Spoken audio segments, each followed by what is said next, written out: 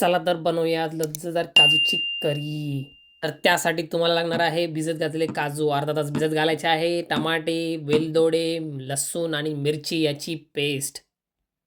त्यानंतर तुम्हाला लागणार आहे सगळ्यात इम्पोर्टंट आपले सगळे खडे मसाले. सगळे खडे मसाल्यानंतर तुम्हाला लागणार आहे बारीक चिरलेला कांदा, दही आणि आपले एक्स्ट्रा काजू आणि सगळ्यात इम्पोर्टंट म्हणजे तूप. मस्तपैकी 2-3 चमचे तुपामध्ये आपले सगळे असे खडे मसाले टाकून द्यायचे आहे. खडे मसाले असे तडतडले की मस्त टाकायचे. त्याच्यामध्ये आपल्याला बारीक चिरलेला कांदा, त्यानंतर तुम्ही त्यात जिंजर गार्लिक पेस्ट पण टाकू शकतात.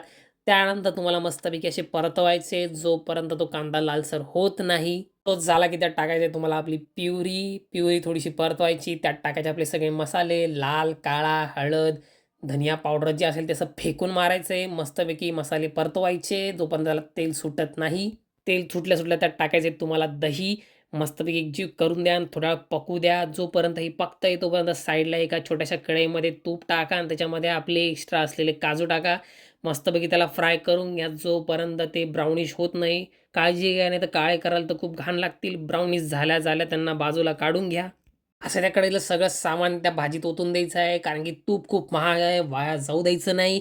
त्यानंतर यात तुम्ही थोडं टाकू शकतात पाणी. जर का तुम्हाला थोडीशी कमी घट्ट ग्रेव्ही पाहिजे असेल तर त्यात थोडं पाणी टाकल्यानंतर त्याला परत एकदा उकळू द्यायचं. मस्तपैकी तेल परत सुटतं आणि तुम्हाला सांगतो अशी जबरदस्त लागते नाही भाजी. तोंडाला पाणी सुटतंय मला सांगून सुद्धा.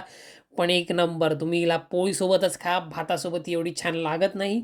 एक नंबर लागते पोळीसोबत तुम्ही खाल तर मी 100% सांगतो तुम्ही तुमची बोटं चोखत बसाल.